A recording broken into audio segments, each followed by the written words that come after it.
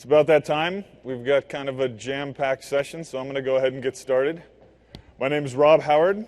I'm a program manager on the SharePoint Developer Experience team, and I'm really excited today to be talking to you about developing hybrid apps for SharePoint.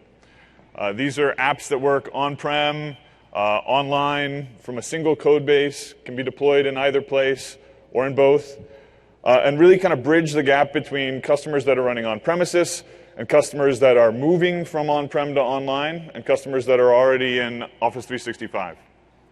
I just want to take a couple of quick surveys here. So how many of you guys are from a partner, an ISV, that is interested in selling a solution that has a single code base, but it works for customers who are in Office 365 and on-prem?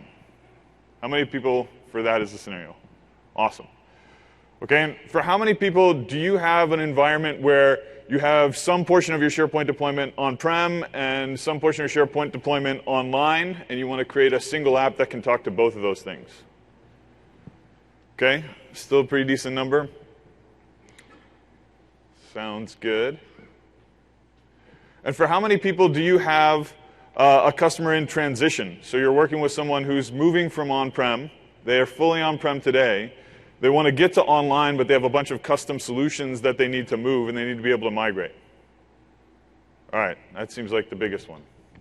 Cool. Well, we're going to cover all those scenarios today. We're going to talk about them in pretty good depth. I'll give you a real quick warning right now so that you can run and go to another session if you really want to.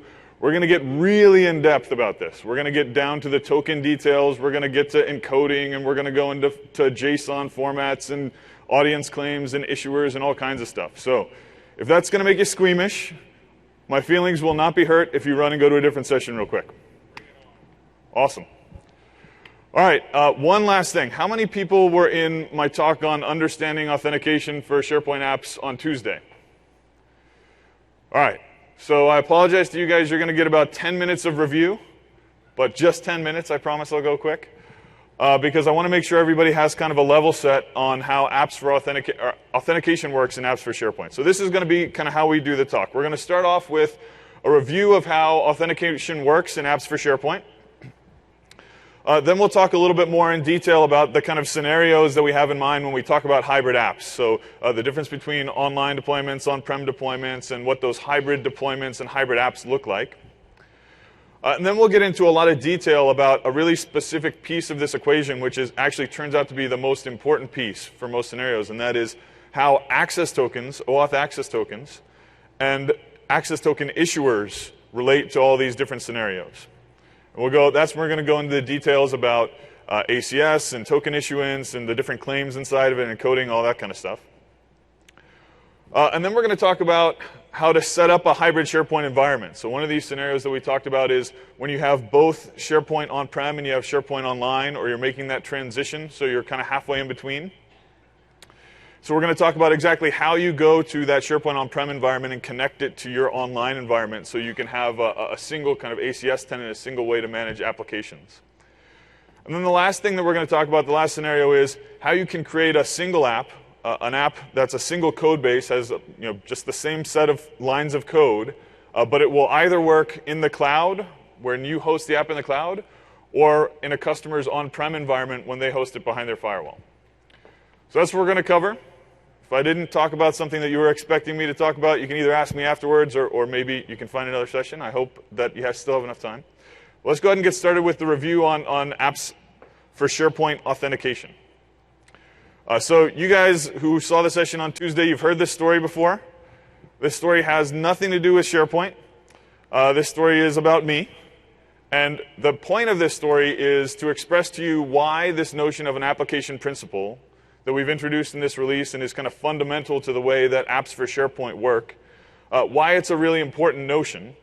And then also to give me a metaphor that I can kind of point back to when we're talking about all these different protocols. So I'm going to refer back to this story and say, that was this, and we're going to point at access tokens. And so remember this story as we go through the rest of it. So it starts with me. That's me. It's got a label, so you can make sure it's me. And like people heard before, I've told this story quite a bit to try and explain to people why AppAuth is really important, and I kept getting feedback that that doesn't look like me. So I put a beard on it, so it looks a little bit more like me. I use an awesome service called SkyDrive. If you guys haven't tried it, I would highly recommend it. And in particular, I use SkyDrive to store all of my photos. I have a cool Windows 8 phone that uploads all the photos that I take to SkyDrive automatically, and so I have thousands and thousands of photos that sit up in SkyDrive. And SkyDrive gives me a username and a password that allows me to access those photos. It's the way that I prove to SkyDrive who I am. It's kind of my keys to the resources inside of SkyDrive. So I also use another service. This one's fictitious. It's called Contoso Photo, but it's just like a bunch of services I'm sure you've actually used. This one is one where I can go and I can upload some photos. I can upload an album of photos, and I can give them my credit card information and ask them to print off a bunch of photos and send them to me in the mail. This service has another username and password that I give them because they're going to track all my orders, they're going to track my photos, they've got my credit card information, so they want to secure that. They want a way to know that it's me and then I have a right to those resources, so they give me another username and password. And this time it's a Contoso one. They're different usernames and passwords. So I have this service that has photos in it in SkyDrive, and I have a service that prints photos. So there's a very natural question to ask, which is there some way that I can connect that service that prints photos directly to SkyDrive so that instead of having to download the photos from SkyDrive and re-upload them and have the different albums in two different places, I can just go straight to Contoso Photo and say, hey, go over to SkyDrive and print the photos that are in this album. So the question then is, how do I actually implement that? And there's kind of a naive way that you might start with, and there's actually a bunch of services out on the internet that do it this way. It's kind of scary. And that is that I could actually just give Contoso Photo my username and password for SkyDrive, right? And that would work because now both Contoso Photo and I have the same way to prove that we're us. So SkyDrive can't tell the difference between Contoso Photo and Rob. And I have permission to view photos. SkyDrive can't tell the difference between me and Contoso Photo, so Contoso Photo also has permission to view photos now, so they can get to the photos that I have, print them for me, and then send them to me in the mail. There's a problem. One of those problems is that I can do a bunch more stuff in addition to viewing. I can also upload new photos, I can tag photos, I can comment on them. And maybe I think, well, you know, I think Contoso is probably a very trustworthy corporation. I don't think that they're going to upload any sort of weird photos to my SkyDrive account or comment on my friends' photos in embarrassing ways or things like that. But maybe not. I mean, it depends on how much I trust Contoso. And actually, I can do a bunch of worse things. So, for example, I can change my password, because it's my password. And now Contoso Photo can change my password too, which would mean I can't log in anymore. And another thing that's really bad about the fact that SkyDrive can't tell the difference between me and Contoso is that if I decide later that I don't want Contoso to have access to my stuff anymore, what are my options? Well, I can change my username and password. That's about the best that I can do. That's not particularly nice. It's definitely not an elegant way to solve that problem. And it definitely gets worse when there are a bunch of services. So imagine I had 10 different services I wanted to connect to SkyDrive, and then I didn't want to trust Contoso Photo anymore. Now I've got to change my password, and I've got to update it in the other 9 places that I want to continue to access it. So you can see that the core of the problem is when I solve it this way, SkyDrive can't tell the difference between me and Contoso Photo. So it can't give us different access rights to content. It can't say that Contoso Photo can only do a certain set of things compared to Rob. And I can never go and tell SkyDrive, hey, I don't want Contoso Photo to be able to access my stuff anymore because SkyDrive doesn't know who Contoso Photo is. It's only got my username and password. So there's a better way to solve this problem, and I'm going to kind of give you the metaphor here, and this is the one to kind of hold on to as we're going through the rest of it because I'm going to refer back to this metaphor quite a bit. And that is that I give Contoso Photo a note. And this note is signed by me. It's got me in that note. So SkyDrive knows that Rob said, this is for Contoso Photo. And I put the beard on there too, so it's legitimate. And Contoso Photo, and this note says exactly what Contoso Photo is allowed to do to my SkyDrive. Just view photos. It can't do any of the other things that Rob's allowed to do. And I can even put a time limit on this note. I can say, hey, this note's only good till tomorrow after Contoso has already printed all my photos, and then it expires. So if Contoso shows up at SkyDrive with the note, it says, sorry, you got to go back and get a new note because this one's no good anymore. So this is a much better way to solve the problem. It allows SkyDrive to tell the difference between me and Contoso Photo, give us different levels of access. I can even go to SkyDrive and say, hey, SkyDrive, if Contoso Photo shows up with that note I gave them, ignore it. I don't want to trust them anymore because SkyDrive knows about that note and can when that shows up, tell the difference between me and SkyDrive and Contoso Photo now. So that that story didn't really have anything directly to do with SharePoint. I think probably a lot of you guys are starting to see how it actually fits in, but I'll go through this in order to explain really how it fits into SharePoint and how this in particular fits into the discussion today about building these hybrid apps. And I'm going to do that by talking about sort of the evolution of the SharePoint app model. So in SharePoint 2007, I'm sure a lot of you guys were with us at that point doing all kinds of development on SharePoint. It was a very different world. We had server code, custom server code, running directly on servers in proc in W3WP, and that was kind of the gold standard for developing customizations on top of SharePoint. This actually turns out to be a really big problem because those solutions, if they're buggy, if they're resource intensive, if they make calls out that have to leave box and leave threads open, they're all in the same process that SharePoint's running in, and so they cause problems for everybody on the farm. Even if it's a multi-tenant environment, we're all running in that same process, and those custom solutions are as well. So they end up causing a huge amount of the problems that people run into in their SharePoint deployments. So in 2010, we did a bunch of work trying to solve this problem. We created something called the sandbox. And in principle, the sandbox is pretty cool. It allows you to take custom code and run it on the SharePoint server in kind of this box that we have set aside that's in a different process. It's very limited in the resources it can use and the types of things it can use to make sure it doesn't do anything dangerous. And it's aware of tenancy, so it separates my code from another guy's code in the same farm if we're in two different tenants. So it's a pretty powerful infrastructure. But as I mentioned, it's very limited. Because we want to make sure it's safe, we limit it in a lot of ways. And it turns out that most of those ways make it very difficult to use for a lot of real scenarios. For example, if you can't get your work done in 30 seconds, we're going to kill that sandbox process because we're worried that it may be running away with itself. And if you want to make an off-box call, the sandbox is not good for you either because we prevent that sandbox from making those calls on the network directly from there. So it turns out that this model, while in principle allowed people to create custom code a little more freely, it actually was so limited that it didn't really allow people to accomplish a lot of useful scenarios. So in SharePoint 2013, we have a different model.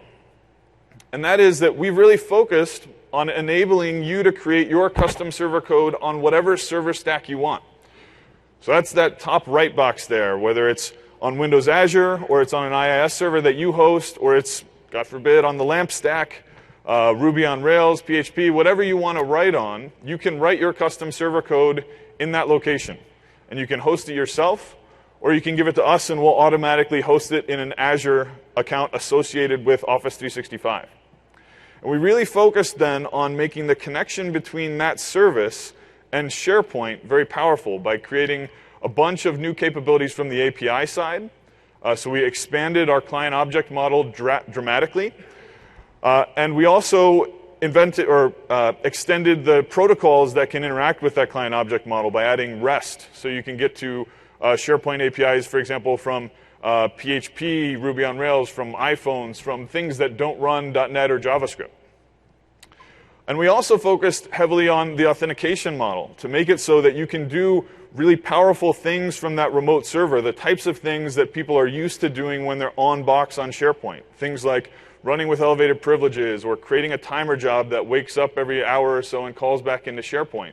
So we did a bunch of work to make sure that that kind of functionality, while not available in the sandbox, is available in this new environment when you have this freedom to run on your own server platform.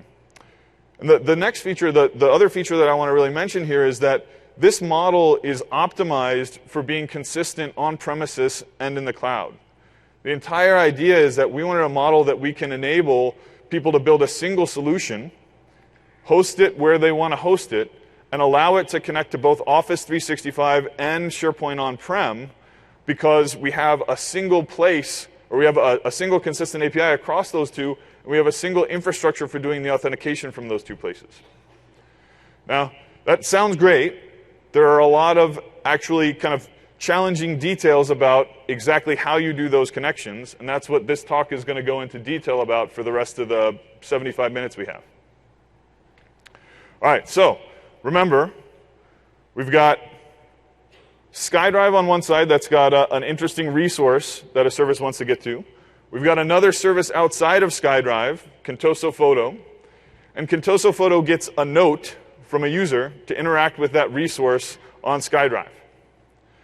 If you think about that picture and you look at this model, where you see your service running an Azure IaaS, LAMP, etc., and you see that service interacting with SharePoint and looking to get at the interesting resources SharePoint has, like lists and libraries and documents and user profiles and taxonomies, this is very much the same dynamic. We're talking about the same kind of situation here, where your service is playing the role of Contoso and SharePoint's playing the role of SkyDrive. So keep that metaphor in mind as we go through the rest of this.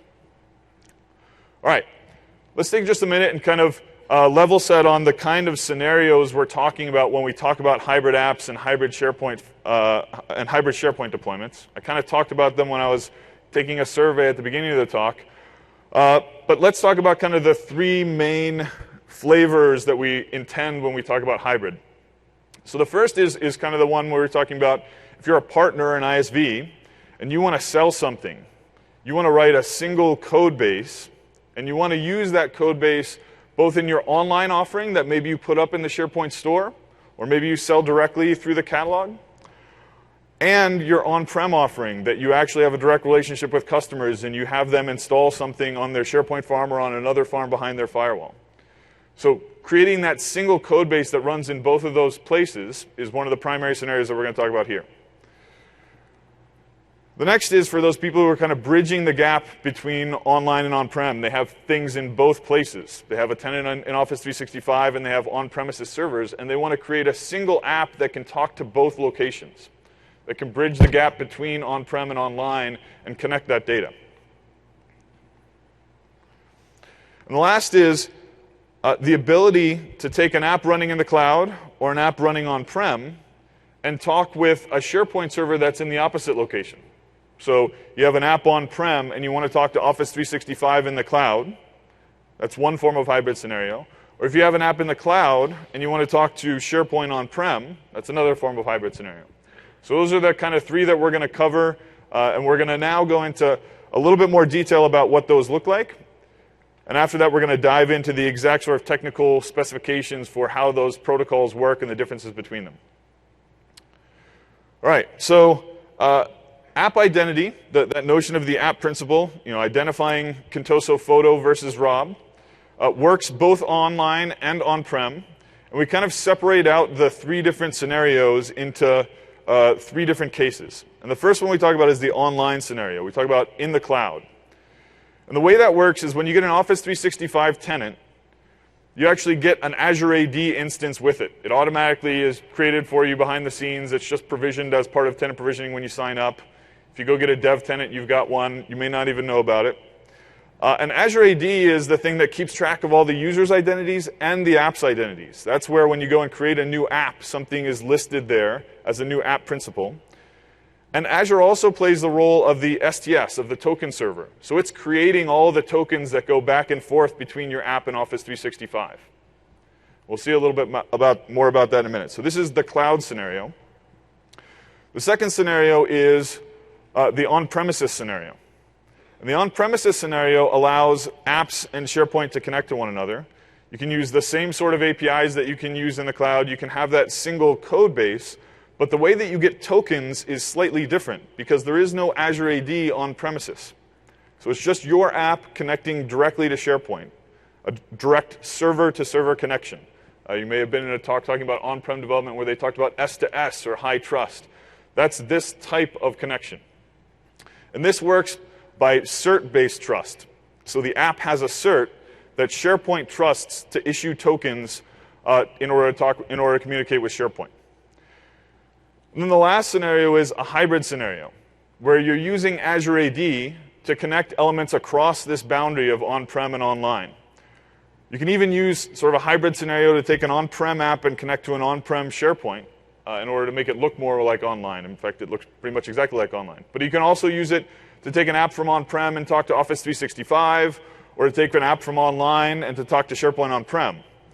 And this sort of environment is also the environment that a bunch of out-of-the-box features related to hybrid are built on. So for example, we have a search capability that allows you to connect a SharePoint Online environment with a SharePoint on-prem environment, and allows you to do a single search query and get back two result sets, one from Office 365 and one from SharePoint.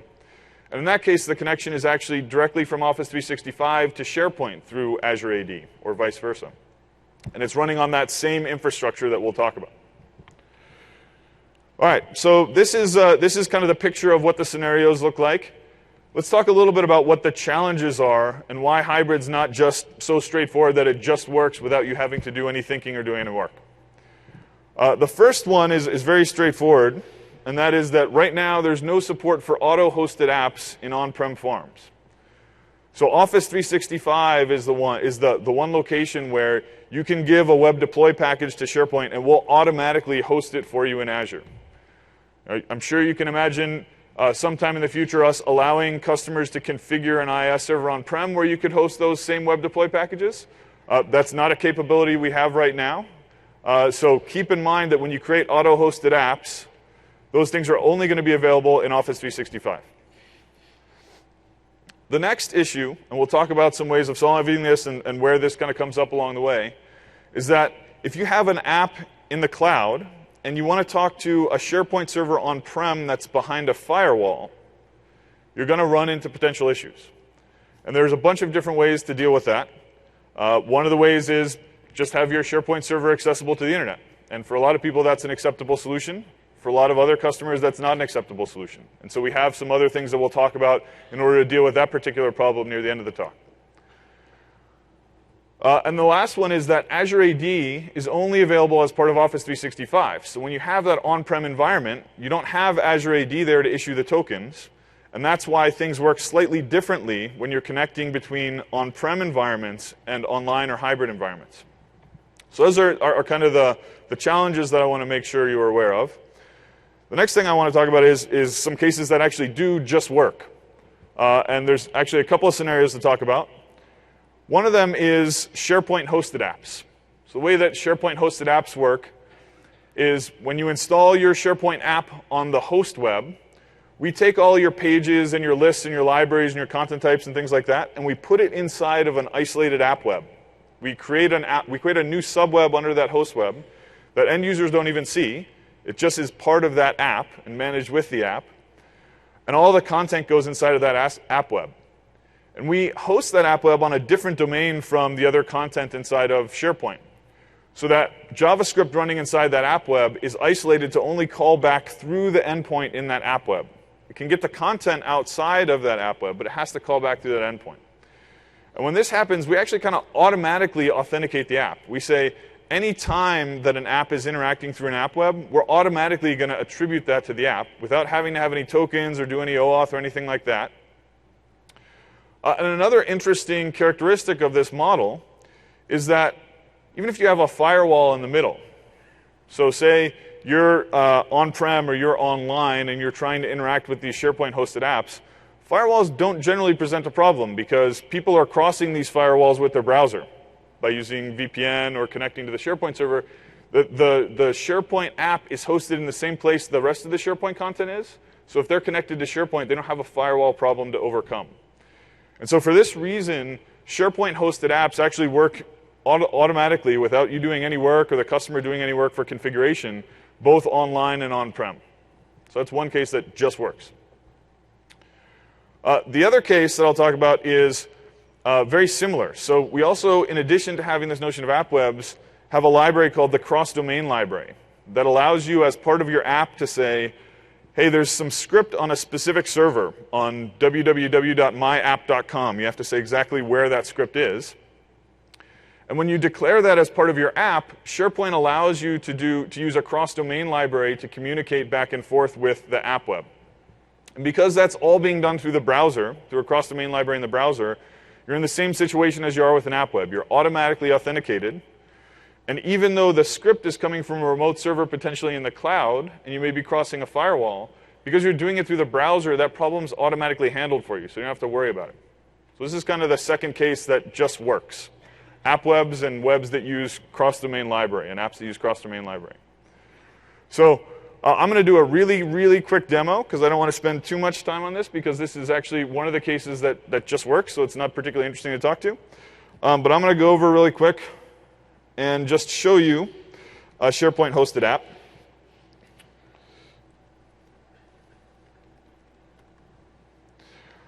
So I have this online farm. It's in SharePoint Online in Office 365, and I'm in the app catalog.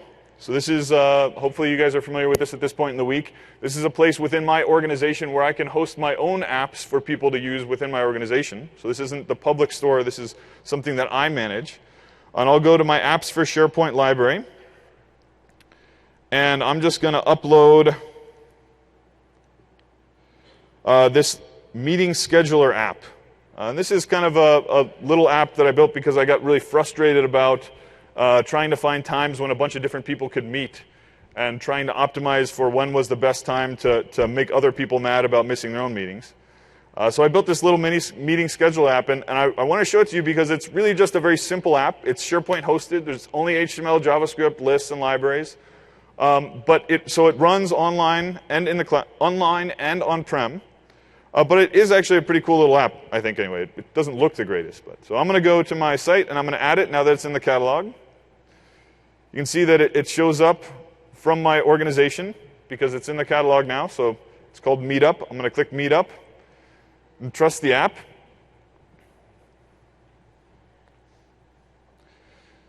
It's going to install here. And what SharePoint's actually doing under the covers is it's taking all of the content, all the pages and the script and the lists and libraries that are part of this Meetup app, and it's provisioning them inside of one of those isolated app webs that's separate from the host web. So I'm installing it in this larger site, and when I click to launch Meetup, I'm actually running inside of an app web. And just to prove it to you, forgot to open magnifier. Just to prove it to you, I'll go up to the top. And you can see that the URL is my tenant's name, Fort Worth 2, but there's this identifier at the front, this -1CE0E part. And that's the part that is unique to this app. So every time script comes in or a user comes in and interacts with that URL, with that domain, we automatically attribute it to this app. And so the way this app works is I have the new events on this side, the just created events. So I'm just going to go and create an event. I'll call it end of conference party. Anybody want to come? It's going to be fun. We'll have it today. We'll do it somewhere cool.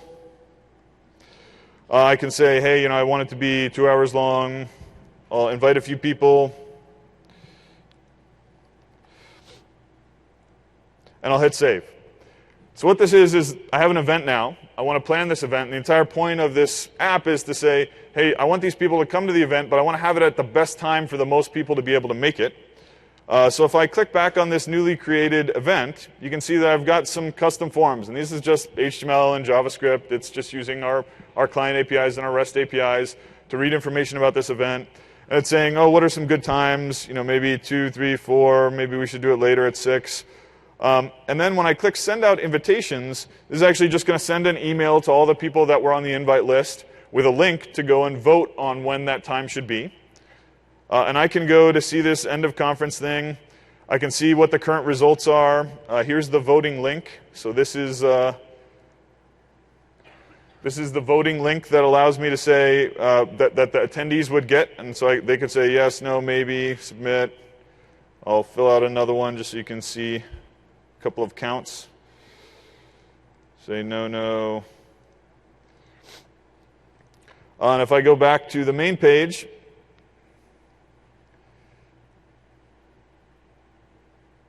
you can see that the counts get updated. I can see which ones are most popular. I can choose a time, and I can click to send the invite. And actually, it'll even use JavaScript to generate a new ICS file. and it'll open that JavaScript up in whatever my default calendar is, my default calendar app. Oops. And then you can see I get an invite for the end of conference party. You can see it has the time that I chose, the people that I had were invited. So, I mean, it's a simple little app. Maybe it doesn't look the greatest. I'm not a designer, so it kind of looks scrummy. But you can see that you can actually do some pretty cool stuff, even from, let me close my mail before something comes up. You can see that you can actually do some pretty cool stuff, even from these kind of SharePoint hosted apps. They're relatively simple. They are limited. But you can do some very cool stuff. And that app, I won't demo it twice, but it works equally well online and on-prem. You deploy it, and it works exactly the same in both places. But there are actually quite a few limitations to it. Like I said, you can do cool stuff with it. It's definitely a model that you should look at if you have a simple app. But there are a bunch of limitations. For one, I can't write any custom server-side code. It's all HTML and JavaScript. And so some of the limitations with not being able to write server-side code are things like I can't have functionality that doesn't run based on a user being in a page. That's the only time I can run HTML and JavaScript, right? But there's a lot of situations where maybe I want to have something like a timer job that wakes up every hour and does some processing based on the user identity when a user's not logged in actively. Or maybe I want to have some processing that happens off-box. So when an event happens in SharePoint, I actually want to call out to my app and let some custom code run on a server-side process and have some data outside of SharePoint. Or maybe I want to do privilege elevation, so I actually want to do something in the app that the user couldn't do themselves. So if I had an expense reporting application and I wanted to approve that expense report, I wouldn't want the user to be able to approve it on their own. I want the app to be the only thing that has those permissions. But if I'm in a SharePoint hosted app, I really can't separate out that behavior because I'm always running in the browser. So while SharePoint hosted apps are interesting, they are limited, and there are a bunch of reasons why you may want to choose the last form of authentication, in my opinion, the best form of authentication, which is OAuth. And OAuth allows you to make calls directly from your remote server to SharePoint, to whatever web on SharePoint you want to. They're made from the server side, so there's no cross-domain restrictions or anything like that. And these calls can be on behalf of the user. They can be the app making a direct call on their own. They can be when a user is actually in the browser interacting with the app. They can be using a cache token. They can be hours and hours later. They can happen once a night. You can do privilege elevation. So there's a ton of different kind of things that are available when you choose this model. This model is the one that I was talking about before in the story that I told at the beginning, right? So this is the one where Contoso Photo is this remote service. Oop, I guess I don't have a pointer. Contoso Photo is the remote service, this guy. And SharePoint is SkyDrive here. And OAuth is that message going back and forth in order to provide the authentication.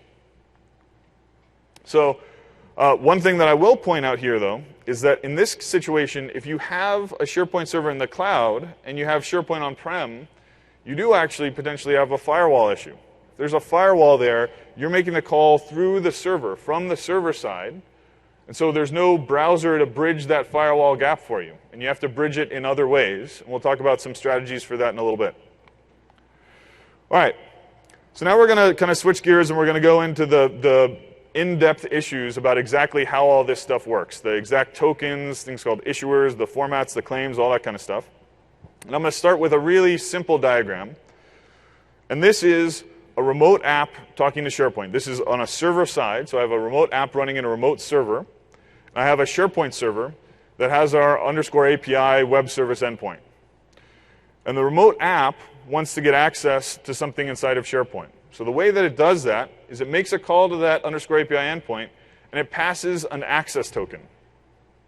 There may be a lot of stuff that happens before that, but this is the part I want to focus on right now. It passes something called an access token, which is that note that we were talking about in the initial story. That note may have a bunch of different information about it. It may be signed in a very particular way. But the key thing is that it passes an access token. And when SharePoint gets that access token, it's going to look and see if that access token was signed by somebody that it trusts.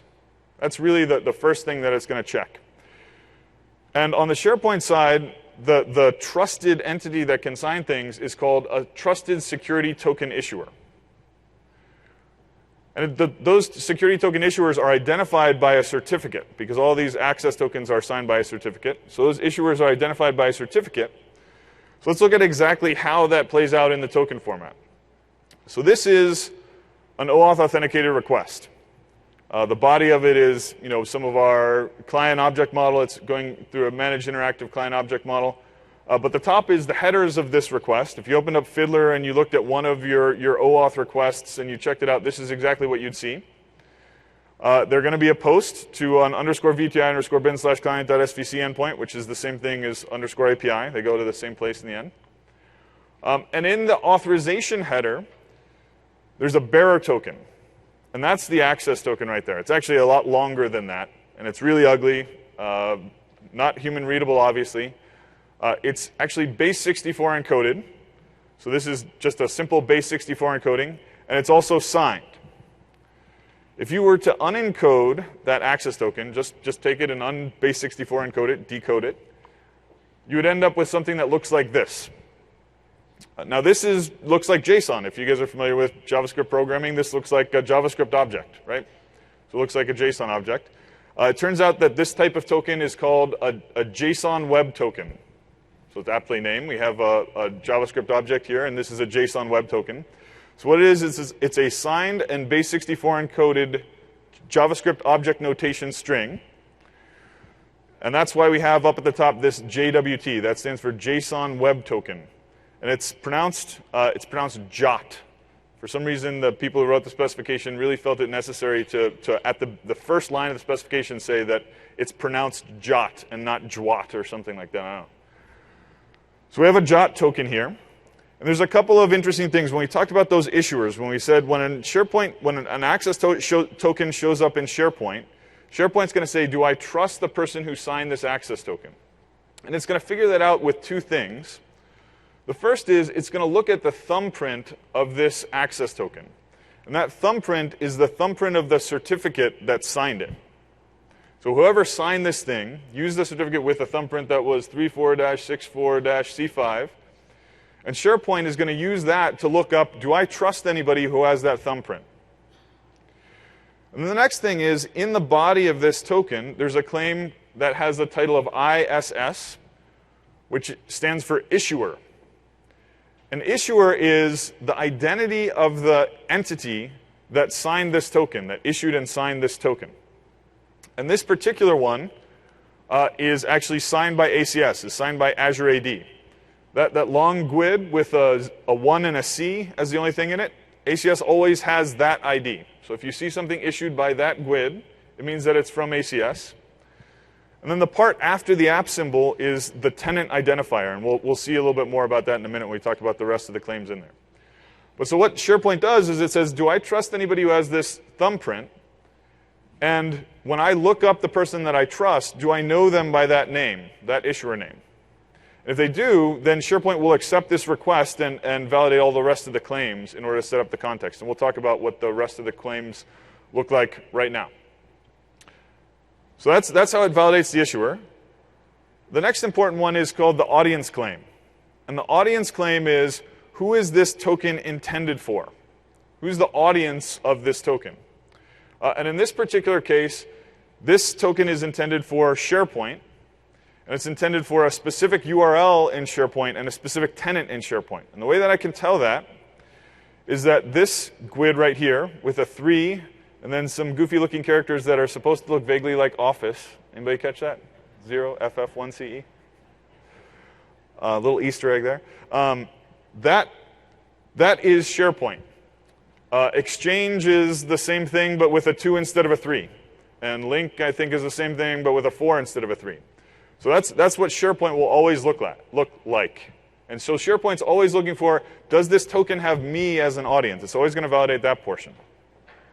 The next part after the slash is part of a URL. So this is the URL authority that the token is for. So this one is going to a SharePoint tenant in SharePoint Online that has a URL of fortworth.sharepoint.com. And if SharePoint receives that token for some other URL that's not fortworth.sharepoint.com, it's going to say, well, doesn't match what you're actually trying to call, so this token's not valid for this audience. And then again, that last piece after the @ symbol, we call the realm, or the tenant ID. And this is the identifier of the tenant that was created there for a multi-tenant environment. So this is so that if Contoso and Fabricam both have tenants in SharePoint Online, you can't create a token in Contoso's site and try and use it against Fabricam's site, because Contoso has one GUID there at the end and Fabricam has a different one. Oh, I didn't actually follow my slides there. Oh, all right. The next one is name ID. And name ID is the identifier of the user that you're trying to act on behalf of. So this is a token that's saying the principal that's calling in is trying to talk to SharePoint on behalf of this user, represented by that name ID. And the name ID is interpreted using another claim, the identity provider. And that identity provider says that identifier is good for a user inside Microsoft Online. So when the token shows up at SharePoint, SharePoint says, yep, this is intended for me, and the user here is this name ID. You can actually create app-only tokens that don't have users inside them. And that's how you do that privilege elevation. That's how you make a call that a user may not have been able to do to, for example, approve an expense report. And then the last one that I want to talk about is the actor claim. And the actor claim is the actual app that's making the call. So if we think back to the metaphor of Contoso and SkyDrive, this actor is identifying that it's Contoso calling. So that first GUID there, the E1 EC part, is Contoso's client ID. They probably got that by going to the seller dashboard and saying, hey, give me a new client ID, I want to register for it. They might have used another page inside of SharePoint you might be familiar with called AppRegNew. But they got a client ID, and that identifies Contoso Photo as calling in. And then, like I said, all of these claims have the realm, have the tenant ID sort of appended to them. All right, so that's as down and into the weeds as we're going to get. What I just talked about all the different claims, actually, really, in your day-to-day, when you're actually interacting with this, probably doesn't make much of a difference, unless you're writing a custom library or you're doing all this authentication on a platform where we don't have a library. When I do a demo here in a minute, you'll see that Visual Studio actually handles almost all the creation of these client IDs and the validation of the tokens out of the box inside of its code. But the point of this talk is to really understand how things are going on, how things work under the covers, so that when we talk about the difference between online and on-prem, you'll understand exactly what's changing and understand how to create your app so that it can take into account those things that may change. So let's go back, and we'll go back to this larger diagram. We'll talk about access tokens and issuers again. So we've got our access token. SharePoint's checking to see that thumbprint. Does that thumbprint match a trusted security token issuer that it has? And if it does, it lets it through. Well, let's see what that looks like in the two different environments that we talked about, online and on-prem. In the online environment, we have Azure AD. And what happens with Azure AD is that SharePoint calls into Azure AD when a user installs the app to say, hey, I want to create what's called a delegation. I want this user to allow this app to work on their behalf. And once that thing has been created, the remote app can call Azure AD and say, I'd like an access token. So Azure AD is actually the one creating the access token. And Azure AD has a certificate, a private certificate within Azure AD that it uses to build that access token and sign it. And that access token, that trusted certificate actually has to match the one that SharePoint Online trusts. And in Office 365, we set all this up automatically. So we create a trusted issuer that connects to Azure AD, and we create that ACS proxy that connects to Azure AD. So it's already automatically configured, and all the app has to do is ask Azure AD for an access token, and then send that access token to SharePoint Online. But if we think about the on-premises case, there's no Azure AD. So we don't have an ACS proxy, and that cert that was in Azure AD has to be somewhere. So the on-prem thing actually looks a little bit simpler, where the app actually has this certificate. Let me go back. There's a little bit of a slide bug here that shouldn't say ACS. That certificate, that trusted security token issuer that's on the apps, on the SharePoint side, is actually now the app. So that remote app has a certificate that SharePoint trusts directly, and the app can just create its own access tokens based on whoever the user is and send them over to SharePoint. All right. Does that make sense? We are now, I promise, through the worst of all the deep down technical stuff, and we're going to go back and do a bunch of demos and kind of show how stuff actually works in practice, which is actually a lot easier than I may have made it sound just a minute ago. We good? All right, I see at least a couple heads nodding. It's a good sign.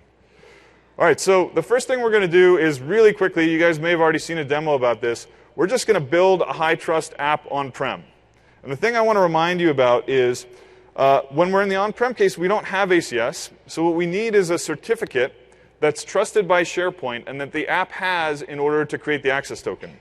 So the first thing that we're going to do is we're going to configure a SharePoint server, namely this one right here.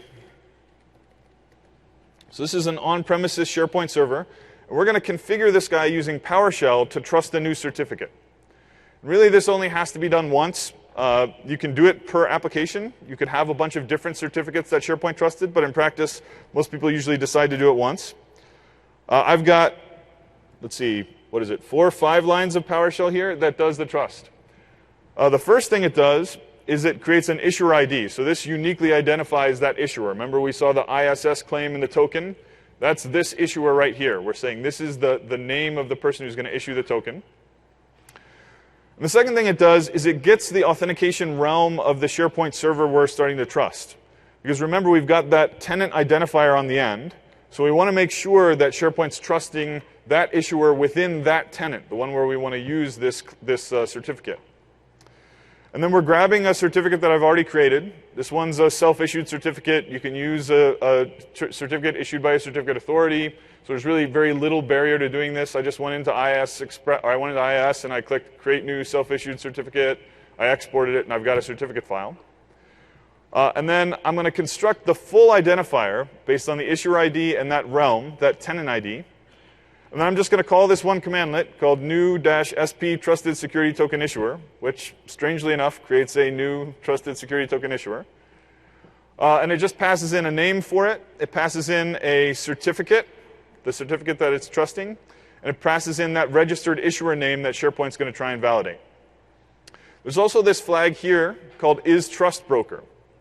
And that means that this issuer is allowed to issue tokens for a bunch of different apps. So you don't have to have this. If you want to have one certificate for each individual app, you don't need the isTrustBroker. In this case, I'm going to use the same certificate that I'm going to use for all my demos, so I'm having a single trust broker. I'm just going to copy this stuff, go over into PowerShell, paste it in, hit Enter. This is my new trusted security token issuer, all that information. And that's really as much as it takes to configure that new trusted security token issuer. And Visual Studio actually has a bunch of really cool support for these high-trust apps. So if I go to New Project, New App in SharePoint, and I call this a high-trust app, and again, I maybe not have explained this, we call it high-trust or service-to-service, because in this case, it's high-trust because the app is creating its own access token. It doesn't have to ask for a delegation from ACS. It's creating its own access token, so you have a higher level of trust between the app and SharePoint. So I'll call this high trust example app, and I'll call it 76 just in case I have one. And I'm not going to deploy it to this online site. I'm actually going to deploy it to this on-prem site, SPHVM-57892. That's the one that I just configured. And I'm going to choose provider hosted, because remember we said auto hosted isn't available on-prem. And Visual Studio, if I click next on a provider hosted app, says, do you want to use a client secret? You want to just have a simple sort of username and password thing, which requires a SharePoint farm connected to ACS, or do you want to use a certificate? And this certificate allows me to point at the certificate that I want to use to sign it. It has an issuer ID that it kind of remembers. It remembers from the last time I tried out this demo. And then it asks me for the password for that certificate, because it actually needs to be able to sign with it. So it uses the password. If I hit Finish, Visual Studio is going to create a solution. It's going to put 2 different projects inside of there. One of those projects is the SharePoint app project. The other is a high-trust example app. That thing is just an ASP.NET web project. I could use MVC if I wanted to, but I'm just going to use the default. And I'm just going to do the exact same demo that I did in the authentication talk, this time with high trust. We'll call it custom list. We're going to create a custom list, and then on the page that the app launches to, that we're just going to have a little bit of code that uses an access token to create a list item. So a very simple app. In fact, if I just hit F5 right now, Visual Studio would actually deploy an app that creates an access token and talks back to SharePoint, but it would just get the web's title, so it's not quite what we want. I'm going to go into default.aspx.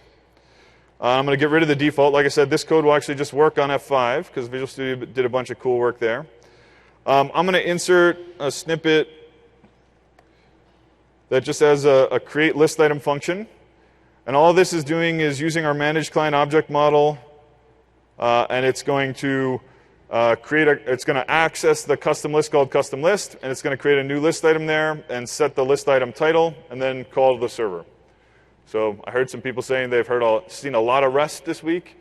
This totally works with REST too. In this case, I'm just using managed code. I could use I can use whatever form I want of the client object model in order to access it, and I can still use these access tokens.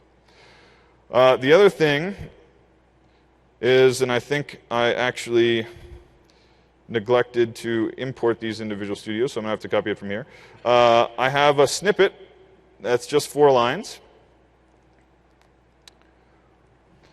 And what we're going to do is we're going to grab the web that launched this, the app web, that's sent in the query string when SharePoint launches an app. And then we're going to make one call to get that access token. So I don't have to understand any of the claims or any of the other things that were involved that I was explaining before. I just have one call right here. It's, make that a little bit bigger. It's tokenhelper.get s2s access token with Windows identity. So notice something there. It says with Windows identity. And one of the consequences of using S2S is that if I'm going to create my own token, if I'm going to generate my own token, I have to know what user I'm going to create that token on behalf of, right? So when I use high trust, I actually have to authenticate the user the same way SharePoint does. Alternatively, I can just use an app-only token. I don't have to have a user on the call, so I can make a service-to-service call without authenticating the user. But in this case, I'm going to make the call on behalf of the Windows user who's authenticated here. And this token helper library is just a library, or it's just a code file. So you can actually go to definition. You can look at exactly what the code is here. You can look at exactly how we're generating the claims. You can look exactly how we're building the access token. So if you're interested in all of those details and you want to kind of reverse engineer it, it's all available for you to take a look. But you don't have to if you really just want to get an access token. So this is going to grab that high trust access token. It's going to call create list item and pass in the URL, the access token, and say create with high trust access token. And then the last thing that it's going to do is it's going to do response.write and just put in a link to that custom list so that after it creates the list, we can go and view the list inside of SharePoint and take a look at what it ended up creating and how it understood the identity of that app. So when you install an app, you've got to trust it. You've got to give it permissions to access the things that it wants to access. This page just ran. It's running on my local host. So this is a separate box from the one where SharePoint's running. But because we have this new, more flexible app model where you can kind of host code wherever you want, I can actually even set a breakpoint and refresh this page. I can hit that breakpoint and continue on. And then if I click link to custom list, I can see that a couple of list items have been created. And if I click in and look at those list items, you'll actually see that SharePoint understands both of the user identities that are happening here. It says that this was created by High Trust Example App 76 on behalf of Rob Howard. So it knows that it was the app making the call and that the app was making the call on behalf of me. All right, so that's the super simple demo of high trust apps on-prem. Let's go back to the slides, and we'll do maybe 2 or 3 more slides and then jump into another demo. All right, so we saw what apps look like on-prem. There's a cert inside of the remote app. That cert is trusted by SharePoint, so the app can create its own access token and call SharePoint. This is what we call a hybrid SharePoint deployment. And if you look at this picture, it actually looks almost exactly like the online SharePoint deployment. There's only 2 differences. One is that I put hybrid in the title. And the other is that this says SharePoint on-prem. But it still has an ACS proxy. and it still has a trusted security token issuer that is ACS. So the point here is that I can actually take my on-prem farm, and I can configure a trusted security token issuer and an ACS proxy that trust ACS in the cloud, one that I get with an Office 365 environment, in order to have all those same capabilities and interactions with apps that use ACS to authenticate to SharePoint. So this particular scenario is for those folks who have kind of a hybrid environment, or they're moving to the cloud, so they have things on-prem and online, and they want to create a single app that can talk to both. I can configure my SharePoint on-prem environment and my SharePoint online environment to accept the same tokens from that same ACS instance and to be part of that same tenant. And we're a little short on time, but I'm still going to do a really quick demo on how to do that. And then I promise I will point you to exactly where you can go and get the PowerShell script that I have in order to do this as well. So this script is a little bit more complicated, but not too much more complicated. And I will tell you that there is actually another step that's another about 8 or 9 lines of PowerShell that's not in here because I've already done it. And if you do it twice, it kind of messes things up. But it will be in the thing that I link you to. So let's take a look at what this is doing. So the first thing we're doing is we're just grabbing the SharePoint web that we're going to make this configuration in the context of. That's pretty simple. The next is that we're finding something called the ACS metadata endpoint. And all that is that things that use this high trust protocol publish a metadata endpoint that describes, here's the name of my certificate, here's the tenant that I'm a part of, here's the certificate value that you should trust if you want to trust me and tokens that I issue. And so ACS and Azure AD have published a metadata endpoint. It's here at accounts.accesscontrol.windows.net. This is the full URL of it. And then it takes a query string parameter, which is the tenant that you're using this on behalf of. So I have a tenant called fortworth2.onmicrosoft.com. And that's the realm that I'm actually interacting with, the tenant that I'm actually interacting with. And I can actually just go and hit this guy. And it's actually just a JSON document, right? The same way that everything else that we've talking about is JSON. Because everybody knows that curly braces are now cool and pointy braces are not. So you can see this is the metadata document. It has all the keys in there. It has the issuer name. So this is, remember, that GUID that stands for ACS because it's got a 1 and a C. This is the tenant that it's part of. All that kind of information is available here. And all this script does is it goes and grabs that ACS metadata document and grabs the realm from that ACS metadata document and configures the current SharePoint server to be part of that tenant. Remember I said realm is the tenant identifier that keeps Contoso stuff from interacting with Fabricam stuff? This is saying, hey, I'm going to go off to ACS and say, hey, what tenant are you part of? And then it's saying, I want to be part of that tenant too. So it's setting the local authentication realm to be the same one. And then it's creating 2 things. One is that ACS proxy. And this is how SharePoint goes out and says, hey, ACS, this app is allowed to talk on behalf of this user. Remember, it creates that delegation thing. And then this is that same command that we saw earlier, new SP trusted security token issuer. And this time, I'm trusting ACS. And instead of passing the exact certificate and all that information, I can actually just pass the metadata endpoint. I can pass that JSON document endpoint, and SharePoint will go out and read that document and trust the right certs and configure all the right realms and do all that stuff based on what's in the metadata document. And then the last thing is that this is going to configure SharePoint that when it signs its own tokens to talk to ACS, it should use this new realm. It should use the realm that it just got from ACS. So this is actually a pretty simple thing to do. I can just copy this. I can go into another server. I can paste the same in. You can see it takes a little bit of time to go out and get the metadata endpoint. Creating the proxy takes a little bit of time because that's to set it up. Getting the new trusted token issuer takes a little hang up. But it's actually a very straightforward process to go through in order to create this ACS proxy and to create the metadata endpoint. So now I trust tokens that are issued by ACS. And when I do the same sort of online app that I had before and show up with a token from ACS, SharePoint's going to trust it. And I'm more than happy to show you exactly that working, but the demo will look exactly the same as the last one, and we're running short out of time, and there are 2 other things I want to show you. So I'm going to go back to slides. So that's configuring ACS as a trusted issuer on-prem. And just to go back to that scenario again, that scenario is when I have things that are both online and on-prem, and I want to use things in the cloud with my on-prem environment. I want to connect those two environments in a hybrid environment. So we talked about the on-prem environment. We did a demo for that. We talked about hybrid. We did a demo for that. The online one, we covered on Tuesday. If you didn't see my Tuesday talk, you can go check out the video on my SPC. So I won't demo that one.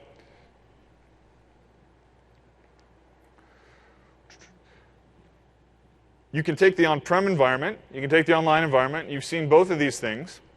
But you can also create, and I kind of mentioned this before when I asked if people had customers both online and on-prem that they wanted to build a single app for. You can also create a single app that can talk to both. You can have a single code base, a hybrid app. So in this case, SharePoint's not hybrid, but the app is hybrid. And this app knows how to talk to both of these places. It's one app, one code base. It can get a token from Azure AD when it's talking to SharePoint Online. And it can use its own internal certificate when it's talking to SharePoint on-prem. So I'm going to do a really quick demo of that. One other thing I think actually I neglected to say along the way, I apologize, is that the ACS case, so if you look at the top portion of this diagram, you see there are three different parties here. SharePoint creates a delegation with Azure AD. The app gets an access token from Azure AD and then talks to SharePoint. So we call that form of OAuth three-legged OAuth because there are three different people in OAuth. And then the bottom one down here, where we're just creating our own certificate and talking with SharePoint, we call that high trust, or we call it S to S, meaning server to server. There are some other companies that have similar protocols, and they call it two-legged OAuth. So those are all sort of synonyms for the same thing. I realized that I had that in the title of the demo, three-legged OAuth. So I'm going to go back to my machine and go into Visual Studio, and I'm going to create a new project. And I'm going to start with an app for SharePoint. We'll say, oh, thank you. Awesome. Well done. That would have been embarrassing. OK, I'm in Visual Studio. I hit File, New Project. That's all I did, I promise. And now I'm on App for SharePoint 2013. And I'm going to call it Hybrid App Demo. We'll call it 54. And hit OK. Like I said, instead of starting with the on-prem thing, I'm actually going to choose my online tenant, this Fort Worth 2 SharePoint.com tenant. And I'm going to choose provider hosted. I'm just going to hit finish to start with. Oh, no, that is not what I wanted to do. We're going to open another Visual Studio instance. Sorry. I practiced too many different demos. I get mixed up along the way. OK, let's try this one more time. We're going to go New Project. We're going to go App for SharePoint. We'll call it Hybrid App Demo. What was that, 56? This will be 57 or 59 or something. And I'll hit OK. And actually, we want to start on-prem. Either way actually works, but the demo is going to be faster if I start on-prem. So we're going to do that same server that I created a high-trust app first. I'm going to choose provider hosted. I'm going to choose to use a client certificate and call it pass@word1. And I'll explain why I did it in that direction. And that is that the Visual Studio tools actually do a bunch of work for me when I say I want to use a certificate. And that work includes two things. One is it creates that certificate and puts all the information in the web config file. So I can actually go and look at the web config here. It has my client certificate path, my client certificate password. It's a very secure password. And then it has an issuer ID, right? But it also created a client secret. So Visual Studio, when I do it this way, actually automatically handles creating everything I need for both online and on-prem. It's just by default, it's only using the on-prem stuff. So that's why I chose that I wanted to do it in that direction. So if I go into default.aspx, if I go into default.aspx, I can go in here and again replace this code. In the interest of time, I'm going to go with a very quick demo. So I'm going to say, I'm just going to reproduce this block twice. And what this block does is, it's the default code in Visual Studio. It just grabs the current web, gets the title from that web and then writes the title to the page. And you can see that I've got a context token here that's get S2S client context with Windows identity. So that's going to be for the high trust case. I want to also have a case that is for when it's not high trust. When it's not high trust, I use a context token. If you're not familiar with the context token, you can check out the talk on Tuesday. But I'll capture that here. So I'll say context token string equals token helper dot get context token from request, and pass in the current request. And that's going to check and see, did SharePoint send me a context token on the current call? And what I want to do is if the context token string is null or empty, so if there is no context token string, then I'm going to assume I'm in this S2S case. And I can do a little bit more advanced heuristic, but that's really 97% of the logic, is to say if I don't have a context token string, I can try and use S2S to communicate with them. And if I do have a context token string, I'm going to use a different method inside token helper to create the client context. So I'll say token helper dot get client context with context token, cleverly named. We'll pass the host web to string, the context token string, and the current URL's authority. We're passing in the current URL's authority so that that the app can make sure that the context token it got's really intended for this URL. That's all that's used for. All right. So if I hit F5, let me set a couple of breakpoints here. If I hit F5 with this, what it's going to do is, remember, I configured it to go against my on-prem server, the same one that I configured that trusted issuer with. So the first part of this demo is going to look extremely similar to the last one that I showed. I'll hit trust it here. We're going to hit a breakpoint. We're in this high trust case because there was no context token string, right? I'll hit continue on. And you can see that it was able to get the title of that site. Remember, this is coming from a remote site that doesn't have my login. You can see it says dev site on-prem. So that's the dev site that I deployed it to in my on-premises box. And now I'm going to go and deploy the exact same app to SharePoint online. And I'm going to do this in kind of a shortcut way. I'll also describe to you how to do it in the normal way that you would do for production, but that's a pretty cool video.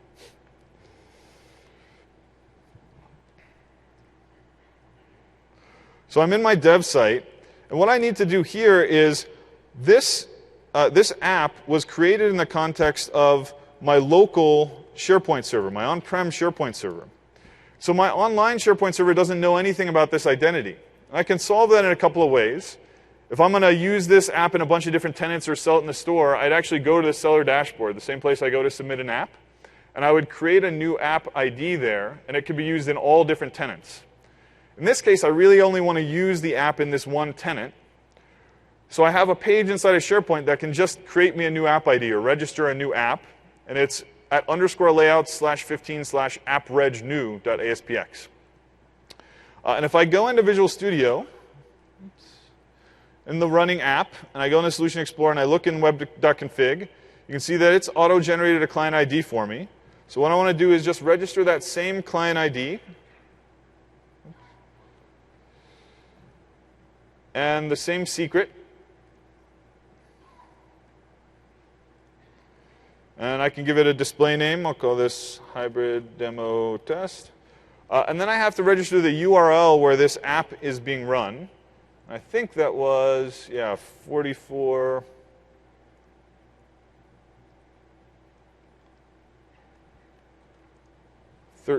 And I'll hit create. And then I'm going to do one other thing to take a shortcut, which is I'm going to kind of cheat, and I'm going to go and use the exact same project, the exact same app. We chose 59, right? You guys watching? I'm going to choose that exact same app package that Visual Studio has deployed to my on-prem one, and I'm just going to go back to my dev site. And I'm going to upload that same package to this dev site.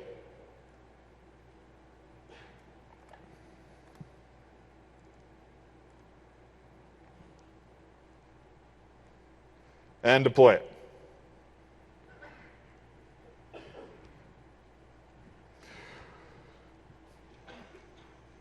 So it'll take just a second for it to install. Hybrid App Demo 59. What it's doing right now is it's creating all the connections with the identity and ACS that we registered with AppReg New. Remember, we have on my local machine, on my laptop that's running right here, we have this app locally registered. We also have the app running on-prem against the on-prem service. And now we have it registered that same package in my online service. I think I still have those breakpoints set. So we should see, here's the one we would expect it to come into, because we should get a context token when we're online. If I click to launch it, it should generate that context token. And sure enough, we hit a breakpoint. Oh no. I messed up the client ID. So this will be an interesting little teaching exercise here. So we got an audience URI validation failed exception. Remember when I showed you all the different claims that were in the access token, and I showed you AUD, I showed you the audience claim. That audience claim had the client ID that we were targeting, it had the host URL, the location that we were targeting, and the realm. And what this is saying is that this app got a context token that wasn't intended for it. It was intended for this ID, and this is the actual intended audience of the context token. So I actually grabbed the wrong app package in order to install it there. But we're just going to see what's the best way to go. So you can see this full URL here. This is the actual exception. So it's saying this audience wasn't the right audience. So it expects to get a token for this guy, and it actually got a token with an audience of the other guy. I must have picked the wrong app package. What's that? 57? Is that what I did wrong? I don't have a 57. Oh, no, it was 59. It was 59.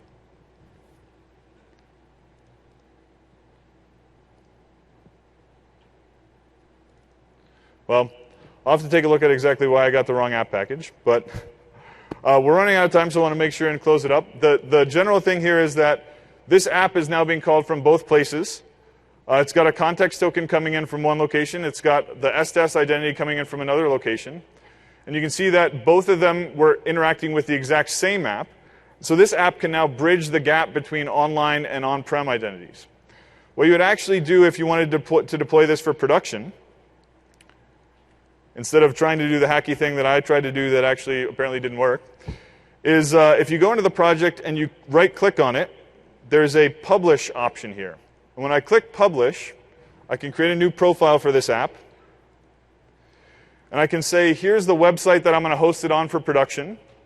I can say, here's the client ID and the secret that I'm going to use for production. So you don't do the hacky thing where you try and get them matched up, but I obviously didn't do it right. And you can create that client ID in the seller dashboard or in AppReg New the same way that I did. And I'll just put a couple of things inside there so that we can